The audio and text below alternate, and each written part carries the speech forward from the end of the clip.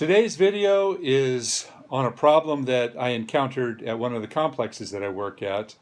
And my first observation, I wasn't sure what it was, but after looking at it closely, I think I have it figured out. I want you to take a look at it and see if you figure out the same thing that I did. Also, I want to talk a little bit about the large evergreen ash and what a monster tree it is. And finally, a little bit on a problem that I see all too often with staking of trees, or in this case, leaving the nursery stake on far too long.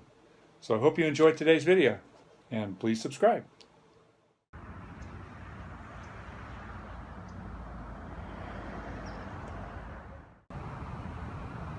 I'm out of one of the complexes that I take care of every year, and I encountered something that I wasn't quite sure it was. It looked like some sort of a disease, maybe spur marks. And then I looked closer and I thought, now why would this be totally beat up with spur marks like this?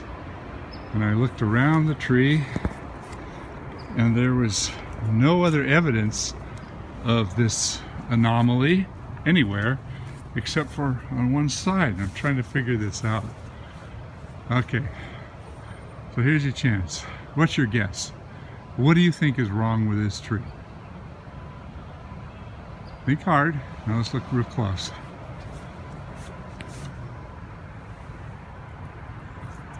What I see, some kid was practicing throwing his knife. It has to be.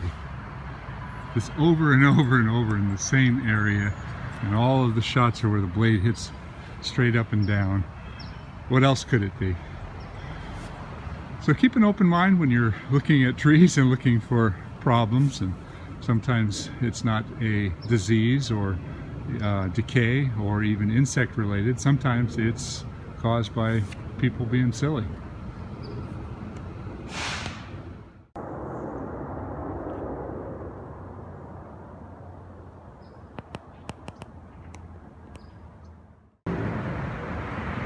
Now within this complex, they've got another species of tree that is one of the giants in our area. And it really should not be planted in constrained areas or in residential areas. This tree, believe it or not, was planted in 1974. And from this side to this side, it's probably 8 feet across. And as you can see, this thing is a giant. This is called an Evergreen Ash, Fraxinus UDI. And it split a huge limb over here. One whole section, probably 20% of the tree split off on this side and fell down on the ground. Consequently, they're very worried about their giant evergreen ash. This tree is also called the Shamel ash. There's a number of common names for it, but it is just an absolutely incredible tree in terms of fast rate of growth. And here's another one. And you can see there's some really tight crotches up and through there that could lead to a future split.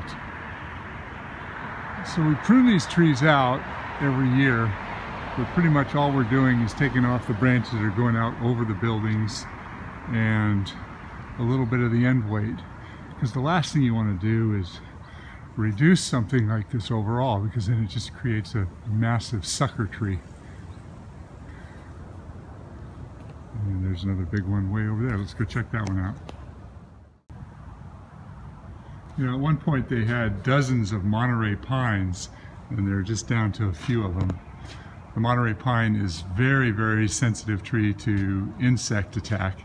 It's attacked by the Ips pine beetle, the western pine beetle, Sequoia pitch moth, and there's a pitch canker disease that is taking them out. So years ago, this was a very, very popular tree, and they're going to be extinct in our area someday soon.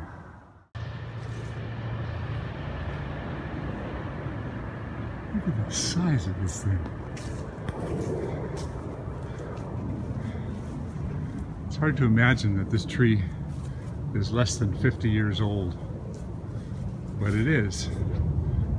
This entire complex was likely an orchard that they tore up all the orchard trees and put in this complex, townhome complex, and they landscaped it with all these fast-growing trees. I don't like this. You know, sometimes I look at trees and I try to figure out what the possibility of a failure is when I see this big inclusion right here and separation between the two of them and all that weight out there on this side of the tree. Let's look at the other side. The other side doesn't look so bad. But there is a possibility. And look at how much weight is out there. It would take a lot to split that out. Evergreen ash. Don't plant them. You know, I'm always telling people to take the nursery stake off the tree when you plant it. This was left on here since the day this was installed. And even these little green ties now are starting to dig in. This little piece of bamboo was intended to keep the trunk straight. It was not intended to support the tree. So it was just forgotten. And look what's happening. The tree is now absorbing that nursery stake because of negligence. There really is no excuse for this. I mean, they've got a gardening service, they've got a landscaping service. This just means that there are people that are out doing the work are not paying attention. Hey, if you like my videos, do me a favor and subscribe. Also, hit the like button. Hey, thanks for watching.